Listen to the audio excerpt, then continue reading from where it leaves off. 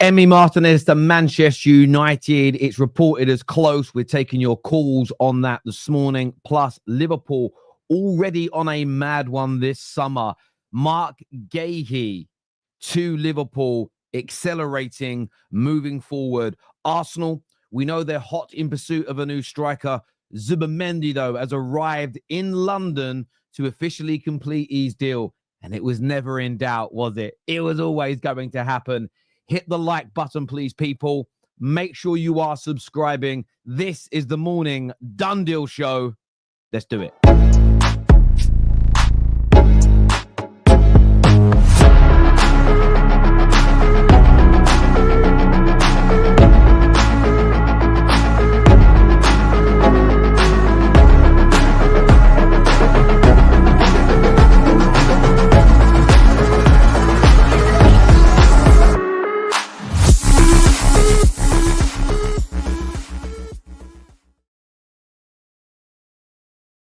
Good morning, everybody. Welcome back to the Football Terrace. I hope you've all had wonderful starts to your Friday. It's another scorcher here in the United Kingdom.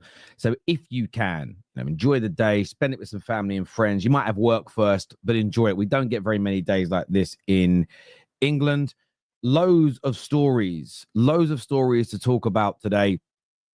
Some that broke over the course of the night. Others first thing this morning. A nice little Ornstein bomber for the Arsenal fans to sink their teeth into. And we're opening up the lines for you guys to call in and have your say, because I want to hear from you. I want to know what your thoughts are. I want to know what your feelings are on this as well. Big up yourself, Jacob, that just come in and tuned into us here. I appreciate that a lot, my friend. Thank you and welcome. Am I on the United stand today? Yes, I'm on the United stand at 2 p.m. UK time today. Very much looking forward to that indeed. It's too hot. No, it's not too hot. It's too hot if you're working in a kitchen or a factory. It's too hot if you're maybe on a building site today. Respect all those workers and other jobs like it. But today is a beautiful day. It's a beautiful, beautiful day. So my granddad used to say, go beautiful. So yes, big up yourself, Scott. Thank you very much indeed. Thank you, Liverpool, for signing Guéhi. We'll get on to that in a few moments, but I wanted to start with the breaking news this morning, and that is a massive little bomb from David Ornstein. Now, this bomb has lost its hype a little bit because it's been expected for so long. It's been expected for so long that Zubimendi would become an Arsenal player. And I'm trying my best as a content creator to not tell fans of other clubs how they should feel. Even with my own club, I'm trying my best to not do that. Although it is very difficult at times. And the reason it's difficult is because sometimes I can't fathom what's going on through someone's mind, or it doesn't make sense to me. So you have to ask questions. But from my point of view, from my perspective, on the outside, from the outside looking in, I do get the frustration. I do get the annoyance. The stories surrounding this deal for Zubimendi. Why hasn't it happened sooner? Why have Arsenal fans been made to wait what feels like days, weeks, months before? It has been months, really. It's been since July. Why has it been that the media have been able to push out loads of stories that it might collapse? You've had all the negative Arsenal fans for probably 4 months say it's not going to happen. Don't buy into it. It's absolutely crazy. And I think Arsenal fans just wanted it over the line so that they could move on mentally to other deals. But I've felt ever since January, this was a certainty. Too many credible journalists reporting on it. Now, what's actually been said, and it's important to look into what is exactly being said here. And David Ornstein this morning stated that Zubimendi is in London to meet with Arsenal's officials and complete the formalities of the transfer to the Emirates Stadium. Now, remember what Sammy McBell this time last week told us, that legal documentation had been signed. This wasn't just a verbal agreement. Legal documents that were binding were agreed. That was the part when that was being ignored. So again, when you say, don't tell people how to feel, I get the notion behind that. But with the facts that were presented to us, I didn't still get the meltdown. The fact legal documentation had been signed should have been enough to at least keep people somewhat relaxed. It says that the 26-year-old Spanish international midfielder joins from Real Sociedad in a long-term deal a deal long since regarded as done and signed by Arsenal. And look, the formalities will now be completed. It's actually interesting. We were told on the Football Terrace late yesterday that the Emirates Stadium was going to be closed today for media duties. And I think a lot of people anticipated it being in relation to this deal. So I do think this is positive news for Arsenal. We know what a quality player Zubimendi is. And the best person I've ever heard break Zubimendi down was Lee Gunner. And I saw this on TikTok from him. I'm not sure what show it was on. It could be his own channel. It could have been somebody else's because obviously the backdrop's the same. He has the ability to slow a game down and speed a game up. And when I heard Lee say that, I was like, you're spot on there, mate. Absolutely spot on. It's what he's brilliant at. Now, what you will find with Zubimendi is people will start to go, well, they finished here in the league. United did this to them in the Europa League. Oh, I don't know if he's any good. You've got to look at what he's playing with and the overall body of makeup of that Real Sociedad team in 2024-25. You put him into a midfield with the likes of Rice and Odegaard around him. There's probably going to be another purchase made by Arsenal in relation to the situation with Thomas Partey maybe moving on.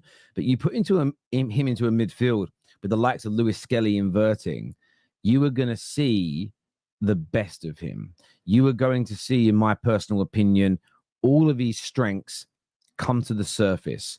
You put him in a midfield, you put him in the Man United midfield of 2 years ago, playing with Ten Hag's Island, you get exposed left, right, and centre. But Rodri would have got exposed in that midfield. Caicedo would have got exposed. In fact, Kante would have got exposed in that midfield because it was so wide open. Plus, the quality of personnel next to him were not always of the right level. So, look, I think it's a phenomenal signing. It really, really is for Arsenal. They now need to go and move on and focus on the attack, which is their main priority. Ornstein has confirmed that today. The number 9 signing at Arsenal is the priority. It is the deal that they want to get over the line. And look, from my point of view and from my perspective, I feel as though this is... I'm just seeing everyone in a few people in the comments, right? Matt, big up Sunshine. He said in Burmo coming soon. I just went on to because I have TweetDeck open, which has like loads of different feeds. I'm just seeing if there's anything. No major updates on it. I was hoping there was a bit of a bomb. But good morning to you and good morning to everybody. Fantastic deal for Arsenal. The fans can relax on this now. And I think that's added to their frustration this summer. We haven't got any deals done. My view was, well, no, you did. You got the first deal done of the summer. You got Zubimendi, one of the best attainable and available midfielders in European football. Arsenal got that done before Wirtz to Liverpool, before United got Kudya, before Cherki went to Man City. It's just because you knew it was coming. Maybe the hype had gone, but absolutely brilliant. The Saxon here says, what part of new financial year do people not understand? It makes more sense financially to bring players in July, not now. Be patient. It will happen. Well, there's multiple factors in that. One, you might have PSR problems. 2, Sociedad have got some tax issues why they wanted to delay this, and that'll all come out in the wash. Equally, let's say you sign a player and you actually, in that first window, on the 1st of June, and he's not even going to start training with you until the end of July. So that's 6 to 8 weeks. If you can help it, why spend 500,000, 1 million, 1.5 million on salary for that player to sit on the beach? What, just logically speaking, unless you're at risk of losing the player, why would you not just want the seller to keep paying those wages until a later date? Now, I'm not saying that's the only reason why transfers don't happen sooner rather than later, but again, it's another logical reason. So when you're sitting there losing your mind, this makes no sense. Just think of that as another reason as to why not all deals will be done quickly. It's a really good point there, the Saxon. It was his own quotes, Terry, that confused more. I understand that, Sean, but I knew what his quotes were about. I know I'm not emotional about Arsenal, but he was just paying respect to the club that was still currently paying his salary. He's a respectful man to his club. That's all it was. Do legal documents have a calling off period? Some do, some don't. Some do, some don't. but most do. Some don't. Most business transactions you get between 14 to 30 days. When you're employed, though, depends on your probation period. So when I always remember all the jobs I had as a young man, you'd get a 1 week, 2 week probation period. After that, you were a full-time employee. You had to give notice to leave. They had to performance manage you out unless you committed gross misconduct. When I joined Barclays, it was a 6-month probation period. At any point in the first 6 months, you could just not turn up and say I'm done, or they could dismiss you and you could go. So you could boil that down to a calling off period. There's no way clubs have that in place. Once you sign that contract to be a player of that club, you are locked in and it is done. Absolutely done. Arsenal not doing any preseason games in the Emirates this year, so could be the United match before seeing their new lineup. Well, the United games at Old Trafford. So it's going to be the second home game. It's going to be the second game of the season if there's no preseason games at the Emirates before the Arsenal regular match-going fans see their team. We won the league by building a huge lead. It's because of other teams fell off, or we literally... Okay, we'll come back to that in a bit, Joe, because it's not relevant to what we're talking about right now. Terry, you sound like Arsenal's board of directors. Do you know what it is for me, though? It's sometimes I agree with what fans have got to say, 110%. We were the first multi-club fan channel in the history of the world. That might not be true, but we were the first significant one. We were the first show to start taking calls. And do you know how we used to do the calls originally? I created like a second number on WhatsApp. And I used to put the WhatsApp number in. You could phone the number. And I had my phone on loudspeaker next to a second mic. That's the only way I knew, because StreamYard didn't even exist. And then we moved on to Skype. So we were doing call-in shows. Again, fan channel to do it. We know TalkSport were taking calls for years. Fan channel to do it. We were the first one to do the panel shows with multiple teams. We were the first channel ever in the world to have rivals jump on match reactions for other people's clubs. So giving fans a platform to speak and express, and allowing fans to express opinion, no one has done more than we have. Loads of people have done brilliant things. No one's done more than the Football Terrace. That being said, there are times when you have to listen and learn. And over the last 10 years of doing this job, the amount I've learned about the way transfers operate, I can't help but get frustrated at fans that don't want to re-educate themselves. So, for instance, anyone who still thinks net spend is real, I'm just at a point where I'm at a loss with them as a human being. Now, I'm exaggerating when I say that. I'm just at a loss because it isn't real, and we all know it isn't real. So why on God's green earth are we still talking about it? The same when it comes to transfers. We know because of PSR, because of FFP, because clubs don't want to pay the wages earlier, because teams are trying to find replacements for the player that you're trying to buy. We know so many reasons as to why most deals, 85, 90%, don't happen in the first 1, 2, 3 weeks of a transfer window. Most happen from around mid-July onwards. The fact that every year in the early stages, the same people moan, it beggars. It's not about backing the board of any club. It's about saying, come on now. Come on now. Relax. Morning, Ian. Hope you're well, my friend. I am very good. I'm very, very good. So I appreciate you tuning in today. I appreciate you coming on and having your say, and everything else, mate. It means a great deal to us. Do us a big favor, by the way, and get that like button smashed if you haven't done so already.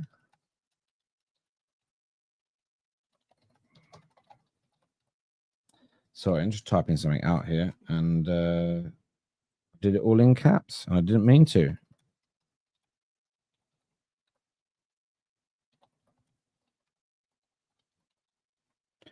Make sure you're getting that like button done. It's really important to the show. Now, moving on slightly from this news and talking about Liverpool. So we've seen the Isak links, and they seem very credible. They seem very real. And also what we're going to do as well, by the way, before we start moving on, so you guys can get yourself prepared and ready. Sorry, my computer screens are going crazy. We're going to share the link in the live chat as well for you guys to call in. So if you want to come in and have your say on any of these stories that we're talking about this morning, it'll be absolutely brilliant to hear from you. But this here, we've seen the news that Liverpool are massively interested in Isak, and that deal is plausible. That deal may accelerate. British transfer records may be broken.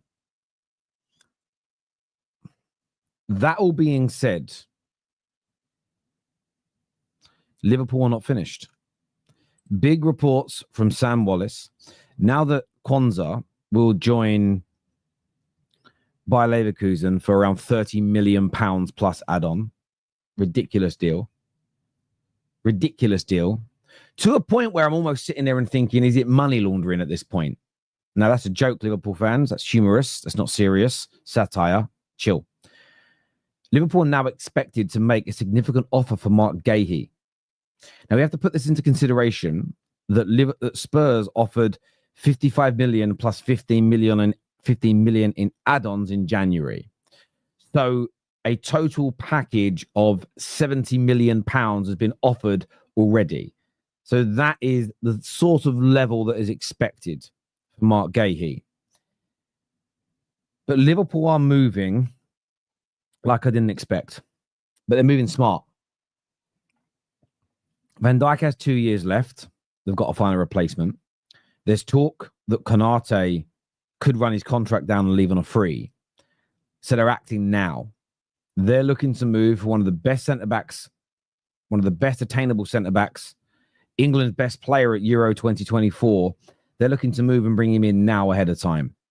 This is probably going to be a deal that costs them between sort of 50 and 60 million. I don't know if it'll be as high as 70 because there is 6 months less on his deal. Guéhi's expected to leave. There's all these elements to factor in, but phenomenal work.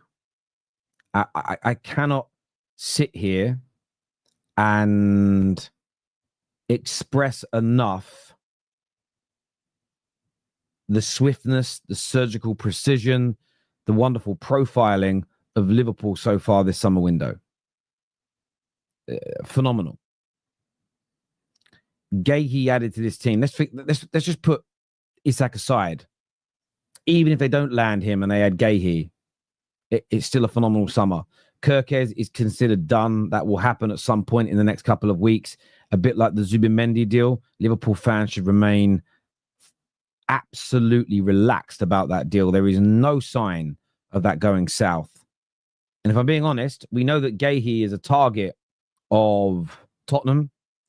We know that Newcastle, and by the way, this could be another big target of Newcastle's. Cunha, Mbeumo, now Guéhi could all be taken away from Newcastle. So terrible news for them. We know that obviously Tottenham are interested. Chelsea are another team that looks at Marc Guéhi. So this move by Liverpool for Marc Guéhi, if they pull this off, it isn't just about strengthening their team. They become a better first team. They become a better squad. What this is about is suddenly weakening the squad builds of Newcastle, of Tottenham, of Chelsea. The team's trying to catch them up.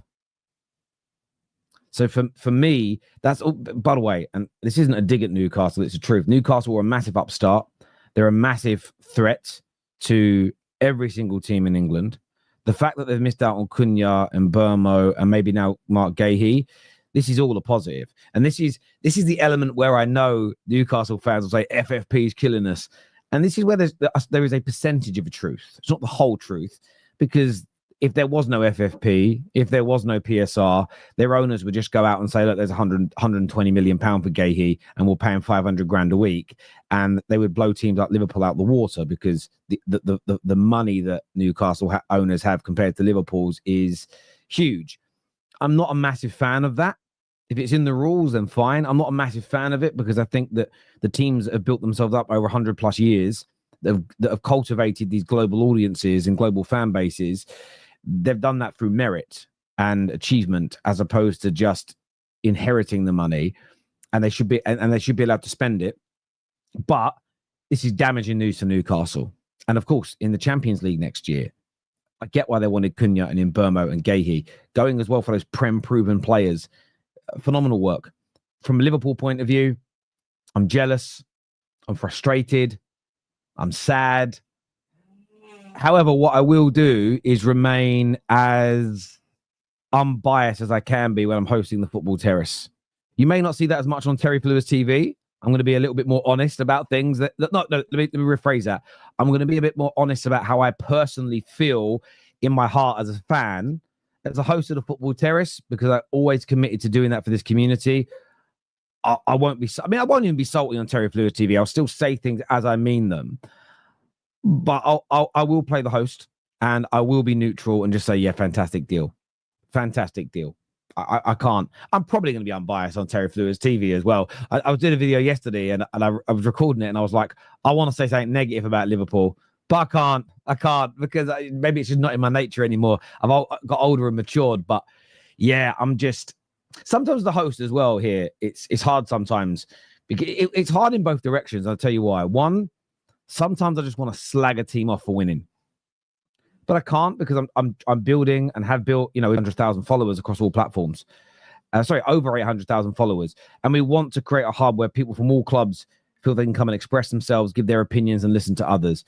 That's impossible with me as the host and the face of the channel if I'm always being horrible and salty consistently about rival clubs. I would never be able to build what my dream in this space was. And 7 years ago, I went, that's what I want to build. So I have to do it. And it has changed me a little bit because I actually find myself feeling a lot better. I feel a lot better, like physically, when I'm just completely honest and goes, you know what, as angry as I am, that's a really good deal. At the same time, I might let a little bit more emotion out of frustration on my own channel because that's just, if you want to come and watch my opinions, come watch it. It's not about there is a community there, but this is a little different because you're directly involved in this. That channel is just me giving opinions. So just wanted to clarify that. But yeah, look, this is fantastic by Liverpool. I want to be salty, as I say. I want to say that it won't work. I want to say it will collapse. I want to say it's rubbish business. I want to say screw you. I want to find a reason to slag off Guéhi. I want to find a reason that Alexander Isak won't work. And I could look for one, and you could find one. You could find a few obscure passages in scouting reports. You could over-embellish in some statistics around them. But this is just phenomenal by Liverpool. Phenomenal by Liverpool. It just really, really is. Absolutely phenomenal. It really, really is. Absolutely is. What does it say here? It's pattern recognition. I don't know what you mean by that. You're probably talking to one another. Terry, I respect you, Mo, and Don. You will give credit where credit is due. Just some idiots in the comments make negative comments anyway. Respect, brother. From Brinton, South Africa, and Johannesburg. Well, listen, Brinton, I appreciate that. And like I say, there'll be someone that will clip this up later and go, oh, look, Terry admits he's not honest on the Football Terrace. It's not what it is. There's being professional. And I try my best. I'll give you an example. It works in both directions, though. So I'll give an opinion that I don't think we should write Chelsea off this summer. I think Chelsea could do very well next year. Then I'll ask a question. I'll go, Staffy, do you think that Chelsea are profiling players that are too young and inexperienced? Terry, how can you ask that question? You said we're doing good business. I realize that's what silly people or children say because silly people and children have not yet, their frontal lobe has not yet developed, and they can't understand the difference between a host of a show asking an open, thought-provoking, conversation-creating question versus the opinion of that said person. We're all biased in a way, but I can overlook my bias to host. And I think that's why the Football Terrace grows the way it does and why it does as well as it does. But yes, so it's yeah, it is what it is. It is what it is. Newcastle slapped a 200 million price tag on Isak. Where have they done that? I haven't seen that. Is that from the same press that said United are paying in Burma £700,000 million a week? Maybe. Terry, does this mean Liverpool go back 3? Why does Guéhi give up a starting position and potentially his England place for a bench position at Liverpool? Shane, it doesn't suggest back. It may suggest back 3, but we know that Konate is probably going to leave on a free if you read the reports right now. Gerald Kwanzaa's being sold, and Guéhi's good enough to start. I don't think Konate's better than Marc Guéhi. Better hype, better PR. He is not better than Marc Guéhi. Not in my personal and humble opinion. Not having it. Not having it at all that he's better. Can't have it. Won't have it. Simple and as straightforward as that for me. Can't have it. Won't have it.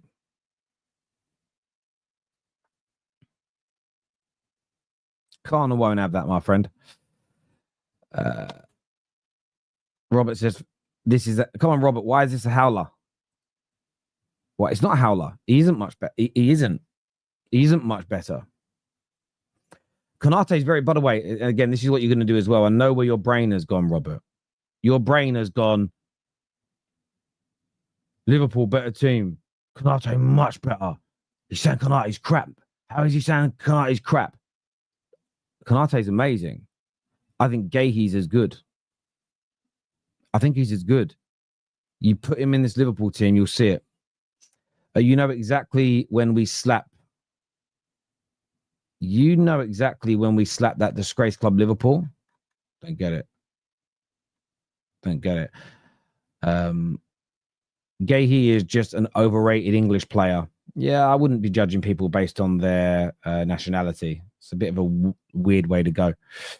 Just to end, Cherry, any chance of a recap? Yeah, we'll go through that in a few minutes, my friend. Lex, if it says for Newcastle to even start negotiations for Isak, we are just not talking about a new British record. We're looking at something approaching 200 million world record.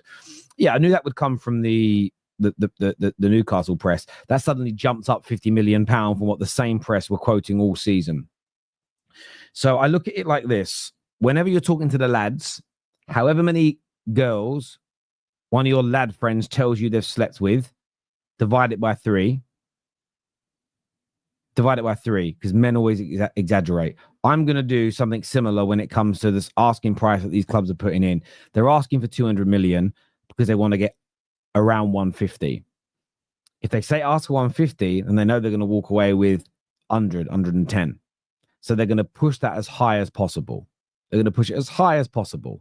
But the same way Leverkusen said they wanted 150 flat for Wirtz, and they ended up getting 100 million flat. Liverpool win this negotiation. Liverpool beat Newcastle in the negotiation room for this player. They will get nowhere near 200 million for the if and again, remember, it's all about Isak.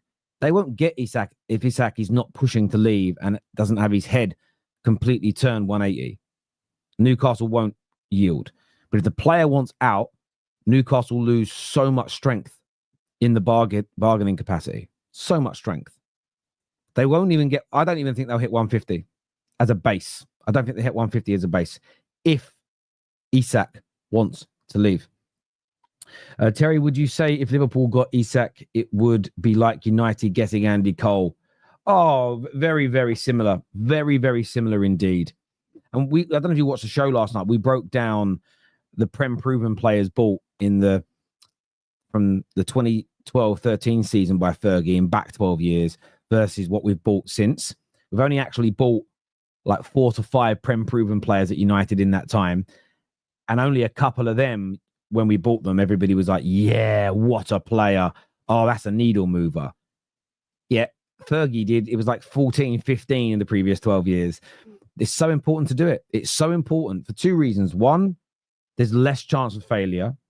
2, you're strengthening your team.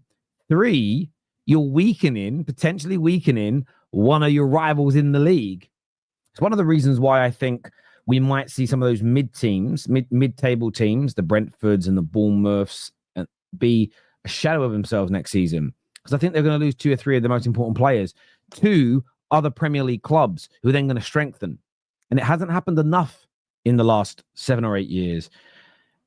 Teams like Brentford have been able to hold on to Mbeumo and Wissa for so much longer than they would have done 15 years ago, mainly because of TV money. But now, because players are not signing new deals or they're having buyout clauses put in, it's changing the landscape again. It's changing the landscape massively.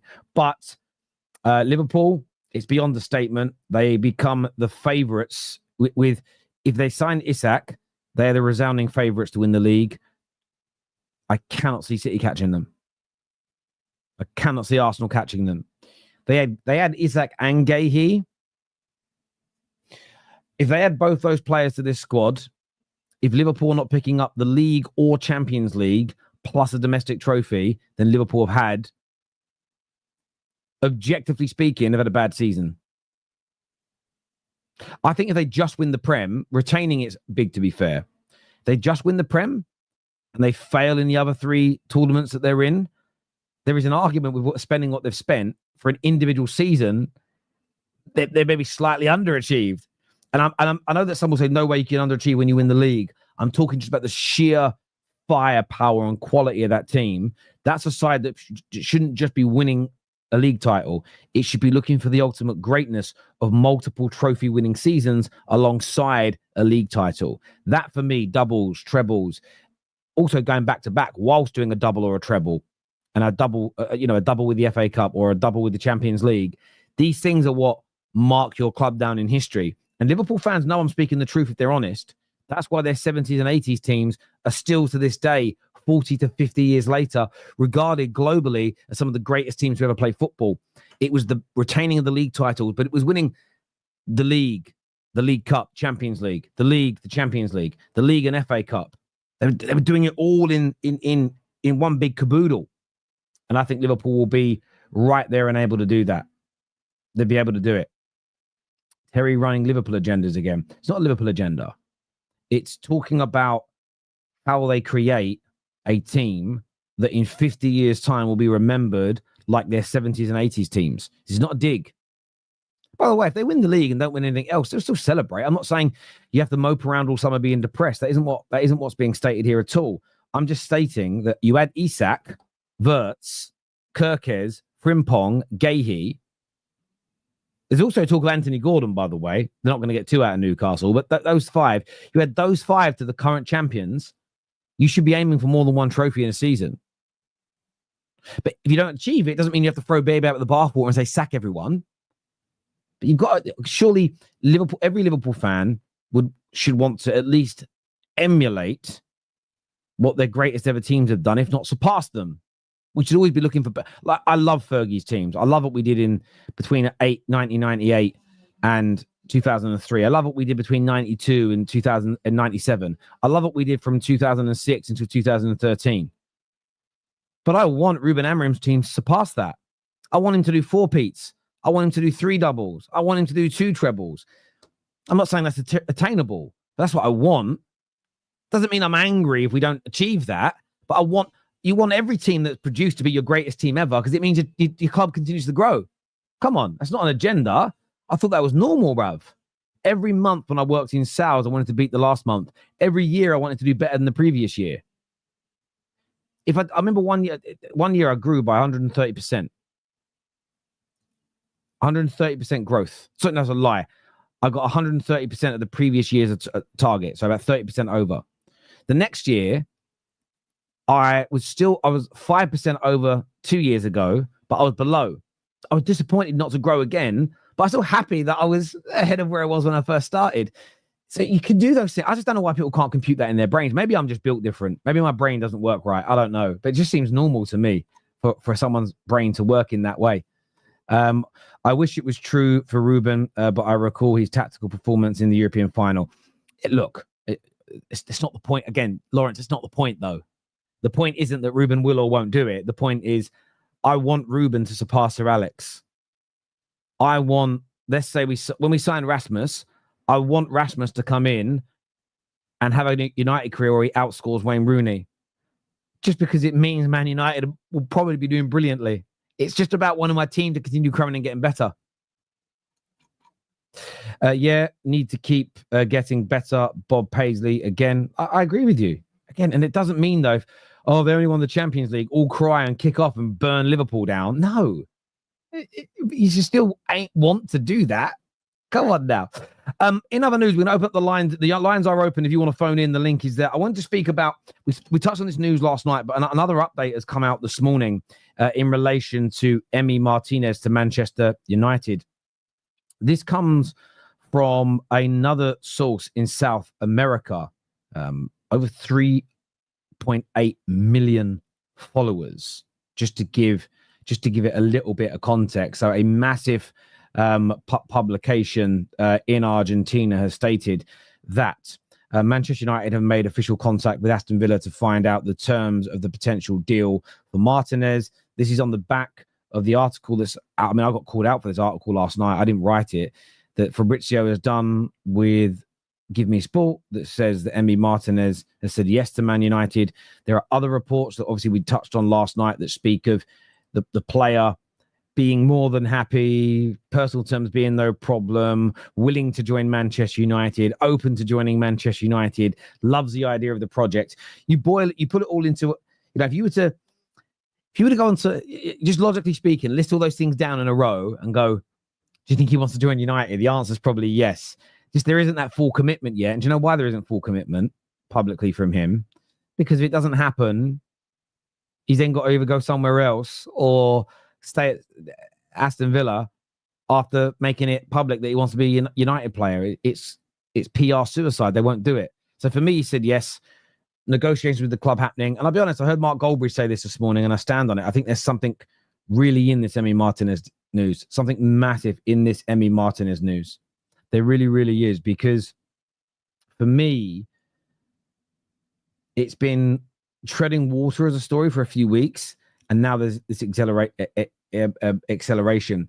And even with the Onana news, L'Équipe, very credible French source, have said that Monaco are holding conversations about potentially going in for him. I think United are also trying to do their best to advance this deal with Martinez and accelerate it without too much noise, because they want to get a decent price for Onana. I said it last night and I'll say it again, £40 million is too much.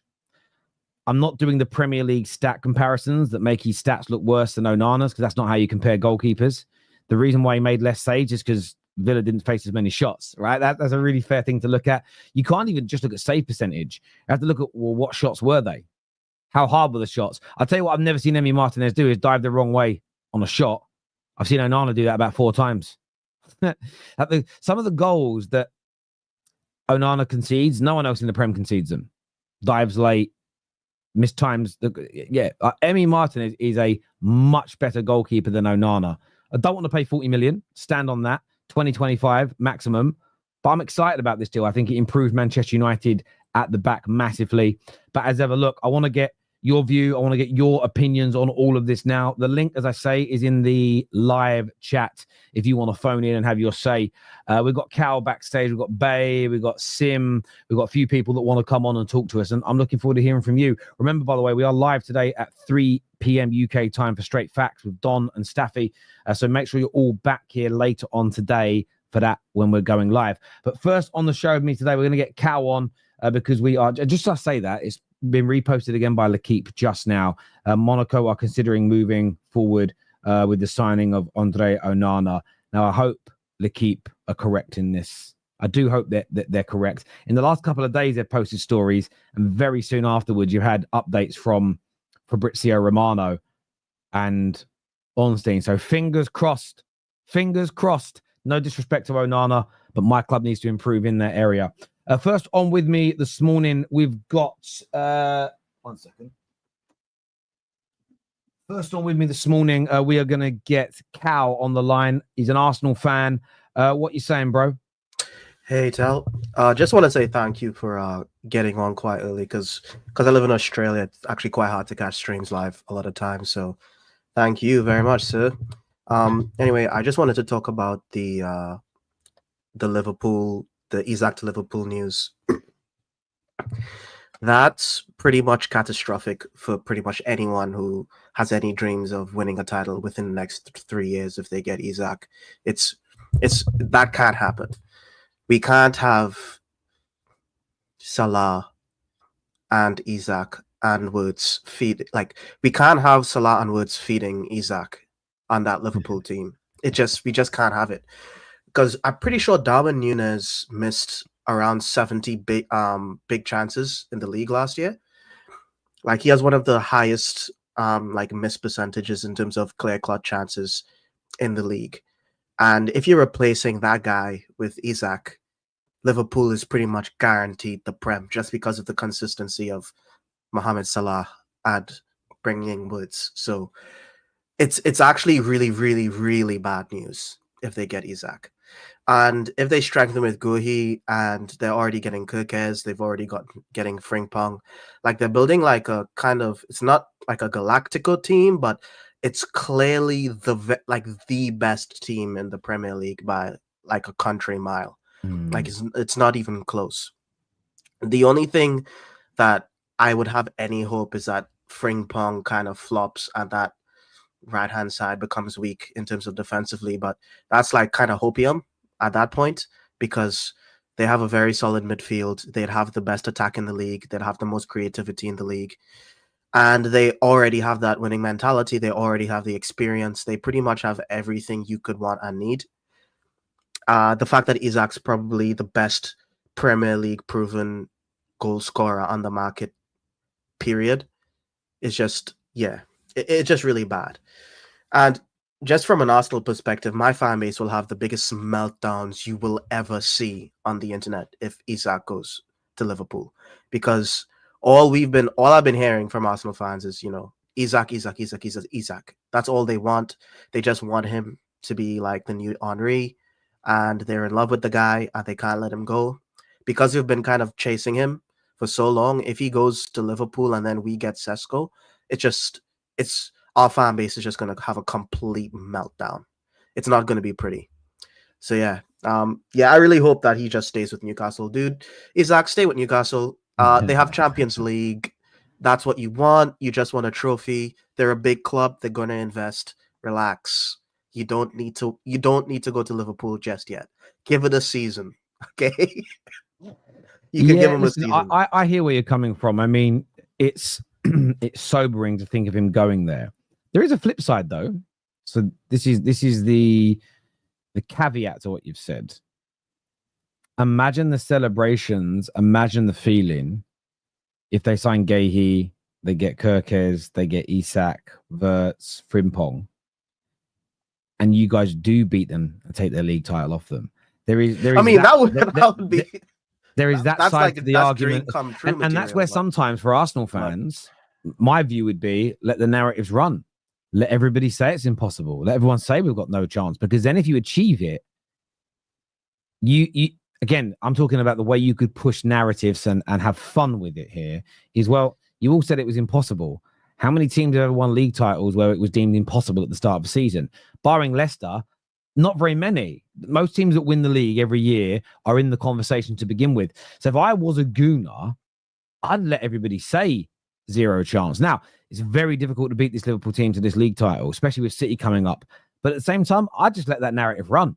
I said this before. I said this 2 years ago. I think you guys have a better chance of winning league titles when you're not considered the front runner or when you're written off. I think you do better in those scenarios than when you're the team that people are expecting. I mean, but that's just me playing devil's advocate and looking at it from the other side. Still, though, Liverpool are the favourites. Yeah.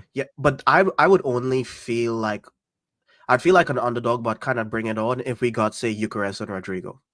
Like let's say we got Eucharist, Rodrigo, Zubimendi's coming in, we get maybe Hato, and our team is like, we get like a really strong team, but and if it wasn't for Isak going to Liverpool, then maybe Arsenal would be considered favorites but Isak, like Liverpool got Isak, so it's now they're the favorites, and we just got one of the best left wingers in the world. So, but we're still underdogs even because of that. I think that would get us fired up for it. But let's say we get like, I don't know, Semenyo, Sesko. I mean, Zubimendi's a good signing, but let's say we get Semenyo, Sesko, Zubimendi, and Hato, which I think is a pretty realistic window for us. Like, I really don't think it's going to be fun, especially because of and I think, you've said something before, and I think it's very true concerning Arsenal. We will win more games if the crowd's behind us and the stadium's behind us, and we have that belief because of our early fixtures. If we have a disappointing summer and then we don't smash the opening game, and let's say we draw to Manchester, we draw to you guys, and then we draw to Liverpool, then we have the break, and then we draw to Newcastle again, and it's just going to be, no one's going to feel like we're going to win, and it's just, and the the disappointment of being 10 points behind Liverpool, the disappointment of a bad transfer window, and the disappointment to the start would completely deflate the Emirates, and it would deflate the fans. And I don't think Arsenal win the league unless we have the 100% everyone's happy, essentially. But I feel that's the only way we win, essentially. Listen, I said what I said about Arsenal because I understand this notion of behave like a winner.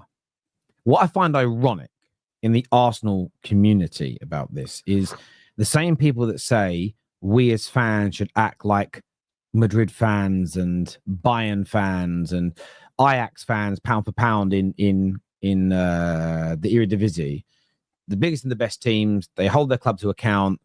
They boo when they need to. They even sort of storm their own training ground to make sure the standards are lived up to. I get the notion, but these are also the same people that if a manager like Arteta is doing some of the behavioral techniques or the management techniques that the legends do, they go, well, Pep can do that because he's a winner. And Fergie could do that because he was a winner. So hang on a minute. So you can act like Real Madrid without achieving what they've achieved, but Arteta can't behave like Pep because he hasn't achieved it. That's why a whole issue with the whole argument, when you start to, when you just listen to a soundbite, you go, oh, that makes sense. But then you start to dig a little bit deeper and you think, actually, no. And my belief is this, like players, football clubs are not a monolith. They're all different. I don't think that we could all behave like Madrid. I don't think we could all behave like Luton. I think there is a huge dichotomy. There is difference. And for me, as an outsider looking in, so no emotion, I can see the wood for the trees. In the last 10 years, you had that period sort of 22 to 24 where things were looking bright. I'd say 80% of the fan base were in a good mood. You played your best football. As you guys are starting to get angry and more frustrated, the team starts to struggle as well. So for me, I just look at it and go, we just take the social media era as an example and maybe test the theory. Just test the theory. I'm not saying it's right. It's a theory. I'm very open about that as well. 4 or 5 years where you were mad angry on socials, team did shit. The 2 to 3 years where you were quite positive on socials and in general, team started doing well. Didn't win a big trophy, but was doing well. Now the anger's coming back. There's a lot of talk of the team falling away again. I mean, maybe test the theory and stay relaxed for a year. Support the team. Maybe don't abuse your players. See where you are. Imagine it works. It's a theory. It's a theory. That's all I'm saying. Well, the thing is, I just don't think of that club that work well in adversity. I honestly think the fans do, at least the online fan base is different to the match-going fans. I do think, from what I can tell, the match-going fans are a lot slower to, get upset and react to anger. I mean, I remember watching games last season, even when I personally was so frustrated with Kai Havertz, and you'd still hear the Waka Waka AA song every time he comes on the pitch. So I think the fans, the match-going fans there, I think they're not down in the dumps yet. But what my fear is, it's probably going to get like that because it's been so long since we've won a trophy, and I think we're at kind of like a crossroads at this point for next season, and we're at a breaking point. The fan base. No, I think it's probably going to start bleeding over into the match going fans as well. I agree with that. And there's a comment here, and I want to read it out because it's a fair challenge to be honest with you. It says Terry loves a straw man argument. Well, look, I am not deliberately misrepresenting or distorting people that have high standards. I'm not misrepresenting it because I quite clearly, to debunk your argument against me, I quite clearly said a number of the things they say when you listen to them make sense. So me and Lee Gunner are a great example here. Me and Lee agreed on a lot more than we disagreed on. We really did. I think the standards he has in terms of where he wants Arsenal to get to are right. What I disagreed with was being frustrated throughout the process and time it takes to get there. So the same thing last night, Man United fans, I want us to negotiate like Liverpool. Then don't cry this summer about us taking time to reduce the price of a player that we're trying to buy. Liverpool can do what they're doing now with speed, precision, and with an authority in the negotiation room because of a decade of developing their ruthless nature in the boardroom. That's why they're there. We all want the end result. We just don't want the body of work that goes into that achievement. And for me, I'm not saying that Arsenal fans wanting better players in the window is wrong. So I'm not distorting what they want. What I am saying is there is no empirical evidence. So this is what's the opposite of a straw man argument? A fucking ironclad one. There is no empirical evidence that screaming and shouting and abusing your players improves a football team. It may work when you're Real Madrid and you're the best in the world and you have a dip for 3 months and the fans get on your back and you up your game. That's not where Arsenal are. So therefore, is the same remedy going to work? I'm asking a question.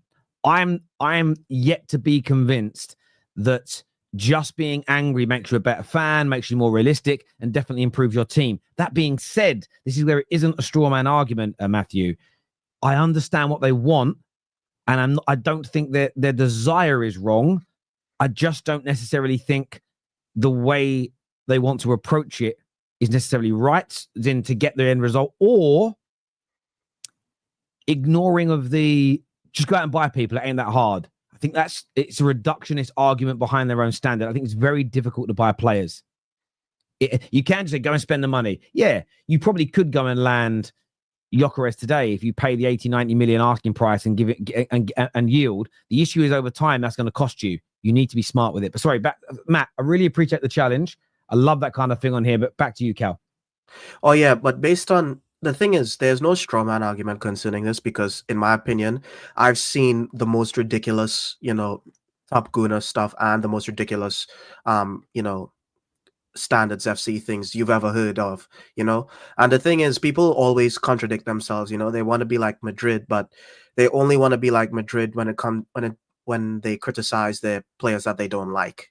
So, they don't like, let's say they like Martinelli, but they don't like, Havertz. They won't criticize Martinelli the same way they criticize Havertz because they don't like him, and they'll have different standards for different players. So I think there's a lot of contradictions for that sort of stuff, and yeah. No, I get it. And someone here says the angry online fans do abuse players on socials. They do, and I get their anger. My question is, where's the empirical evidence that it improves a football team? And does it work the same? We know this for a fact that managers, because they all talk about this, it's anecdotal, but there's so much anecdotal evidence, I believe it's a fact, that managers have to motivate a dressing room of 23, 24, 25 players, and they might have to have 15 different approaches because human beings are different. So if in a dressing room managing players, there's that dichotomy, that dictates that there's going to be that level of contrast between clubs. Therefore, you can't just act, or this club get angry and it works. Therefore, we should get angry, it will work. That, for me, is the straw man argument, because I don't think it's as simple as that, and again, but this is what it then gets twisted into. You're saying I shouldn't have standards. No, I think you should have standards. I just don't believe you're looking at it from the right angle, or you believe the solution is really, really easy. But that's just me. Listen, Cal, always a pleasure to speak, my friend. We'll chat to you again soon, brother. Thank you. All right, see you. Cheers, mate. Thank you. Bay Ledge is on the show with us now. What are you saying, brother? Who do you support? Hello, Terry. Hope you can hear me. I can hear you fine, my friend. Perfect. I'm Arsenal fan. Here. Lovely. Obviously, the Zubimendi news today. He's in London. Looks like it's definitely going to happen now. You must be happy about that. You know what? That's the first good news Arsenal fan that I've heard in the last, I don't know how many weeks, because it's either Gyökeres or Sesko day in, day out. No one knows what's going on. Zubimendi's been reported since like early February, and he came out twerking for, what's his name, for Real Madrid and Xabi Alonso the other day. So it definitely was a bit scary. But yeah, no, Zubimendi in the team, I definitely feel that boosts the midfield significantly. However, with Partey leaving, Arsenal are just a joke, bro. It's just like, I don't know what the club want to do in the midfield. If Partey leaves and Jorginho leaves, we have no experience. Now, lack of experience, they want to now bring in a centre mid who plays in Spain with apparently the other guy we've been linked with, a Gume or something like that, which personally, I don't know how credible those links are, but I just don't agree with that. I think Partey leaving, the midfield strength goes down significantly. He has experience. We need the experience. We need, even if we don't need the experience, we need him on the bench at the least. And then, yeah, man, the attacking situation, it's just been a roundabout. We don't know if the club's going to pay for Sesko or Gyökeres. Just put the money down. The Rodrigo links have been dying, it looks like. Now, yesterday night, we're linked with Noni Madueke. I mean, this is terrible news. I don't know how other Arsenal fans feel, but me personally, this is terrible. I get that because he had such a good season last year. Who would you like Partey's replacement to be? Because you're going to need, I think Ornstein mentioned that if Partey leaves, you're going to look for another midfielder. Do you think it should be a young up-and-coming player, or would you rather see some more experience come in? And if so, have you got any players in mind that you would like to see Arsenal go after? You know what? In regards to my personal opinion on the specific player that should be in, no, I don't. I personally don't feel like as fans, that's our job. The job, that's the club's job. You know, they bring the required replacement. And if the reports are we're looking at Zubimendi now, that's a like-for-like replacement. I'm happy with that. But then after Partey leaves, who's the young guy this reports they're talking about? I wouldn't go for someone like Agume. I would go for someone who's more established. I would go for someone in around like one of the top 6 teams or the Premier League teams. I wouldn't go out for a young player. That's just my opinion. Can I ask you a question on that? Go ahead. If it isn't fans' job to think of replacements, should it also not be a fan's job to criticize a signing if you don't rate them? Yes, I mean, definitely criticize, but look, as much as fans think of replacements, our opinions don't matter in regards to what players the club is going to sign. They do what they want to do. That's what I think. I get that. I'm not saying you're wrong to think that. I'm just playing devil's advocate here. Then why are you frustrated that Partey is not staying? Because that's the same difference in reverse. So my point is, for me, where I disagree with you is I do think it's important for us to make opinions on who should come in. The same as I think it's important to criticize, if you believe it to be right, criticize Partey going, or Zubimendi isn't good enough, or why are we going for Šeško? I think it's absolutely right that we criticize, challenge, and put pressure upon our football clubs. That's different from crazy abuse and saying nasty things in people's DMs. I don't agree with that. I think you're right to be frustrated about Partey leaving if you believe that to be true. I also think, though, as fans, we should have a say and put our opinions out there on who we think should come in. At least, okay, I can give you an opinion who I think should come in. Go on, mate. Go on. All right. So earlier when I was watching, you stated something about Arsenal moving like Real Madrid, right? What we should be doing is stealing players off of teams like Real Madrid, going to bid for players like Camavinga, going to bid for players in the midfield. You know, there's a certain way top clubs move, and it's taking the players that are good and other teams. I wouldn't go for upcoming midfielder when the team has consistently been challenging for the last 2 or 3 years. It's now time to seal the deal. We need to get solid players in that know exactly what they're doing in that position, or who have the experience at competing at a high level. So if we're now going for a young midfielder who basically no one really knows what he's about, it's just like we're starting again and we're doing the exact same thing again. The club just love to, they just love to give you like just not enough. Like, just not enough. They make sure it's like, they give you something, but it's not enough. So what you said there, though, about going after established players, that I get and I get behind. I've got no issue with that. And that's why I asked the question. People often think I ask questions, try and catch people out. I don't. I'm trying to have a conversation and understand. That, for me, is a fair approach. That, for me, holds water in an argument to say, I like this young player here. I like the young player there. But what I would like to do is see us go and try and buy a Camavinga, go and try and buy Adam Wharton, to go out. I mean, and not as established as Camavinga, but we know he can play in the Prem. I think that is fair. It doesn't need to be a player specifically with a full tactical breakdown, but a ballpark and an idea. Like for me at United, I'm loving the fact that the majority of the players we're linked to are established mid to late 20s Prem proven players. I think we are in dire need for that. So I'm not married to any particular player. I like Cunha, but it's let's go for that type of profile, because there's a much lower chance of failure because they've already played in this league. So I don't think your approach around that is wrong. I do have a hot take on Partey leaving, though. It is based on whether you buy a good enough replacement. I think next season, let's watch where he goes. I think injury problems are gonna creep back in. I just got a gut feeling. And do you know what? Sometimes it's sod's law, right? I feel like you guys will give him a new deal, give him that pay rise, and then the man spends 150 days out injured. And then, do you know what would happen? This is why we're all fickle as fans, all of us, you, me, everybody, brother. If he then got injured for 150 days, it'd be this stupid club gave him the money he wanted and we'd all do that, right? We Man United fans like me would do it to our club. We are all like that at the same time. We're very much we are very reactionary. And by the way, that's what I love. That's what I love about the job I do, man. Yeah, you made a fair point there, because definitely I do feel if Partey gets injured for 6 months next season and he's on a 280k a week, Arsenal fan base is in a meltdown. Simple as. Yeah. So I definitely agree. Babe, listen, call in again, mate. Great call. Love what you had to say, my friend. And we'll chat again soon. Thank you very much, man. Speak to you soon. Man, thank you. Next on the show, we have got who we got here. Anthony.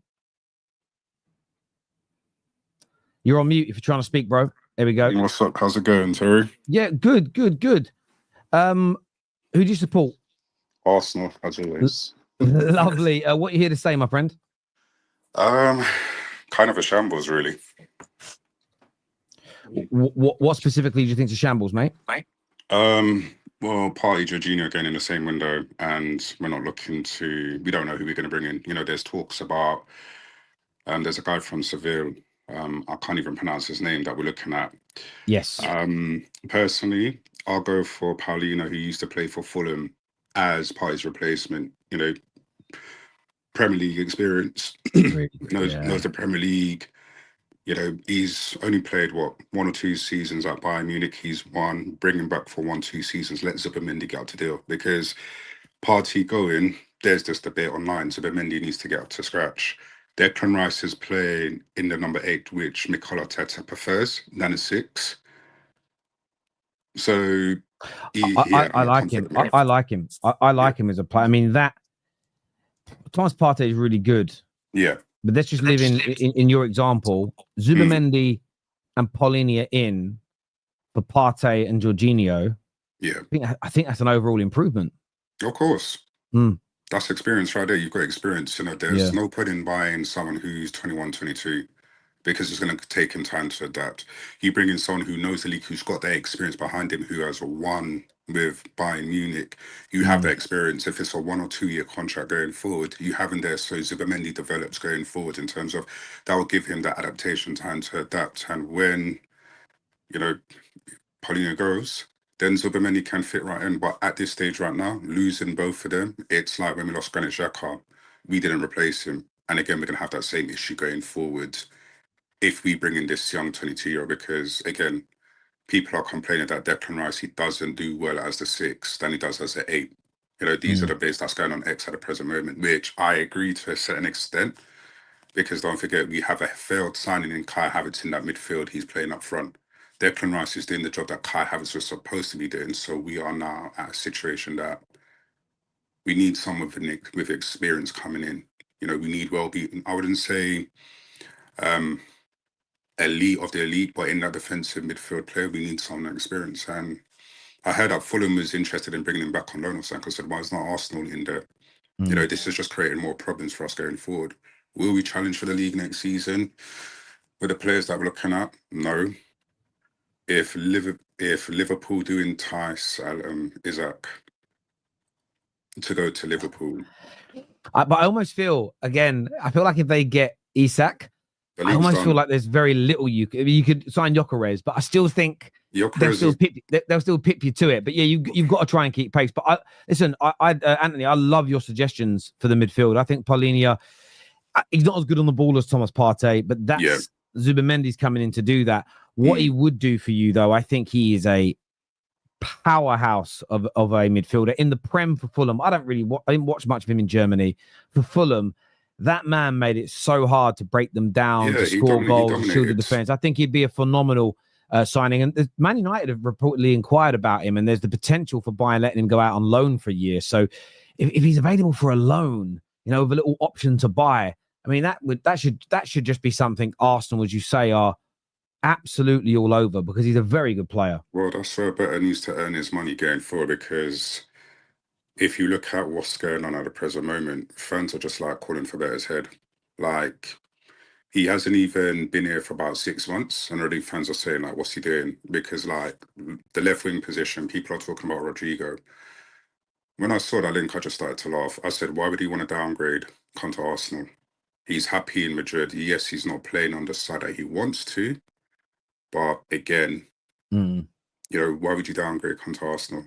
And going forward, yes, I know he could play on his, his favourite position, the left-hand side, cut in, do whatever he wants to do. But again, Xavi Alonso's coming. That's going to be difficult. If Xavi Alonso and Florentino Perez are staying, there's nothing that he can do going forward unless he says, I want out, or he hands in a transfer request. I don't see that happening. Nico Williams, he was never going to leave. He was never going to leave Spain. It's like it's like you go into a Lamborghini store, but you've got Mercedes money. That's what Arsenal are doing.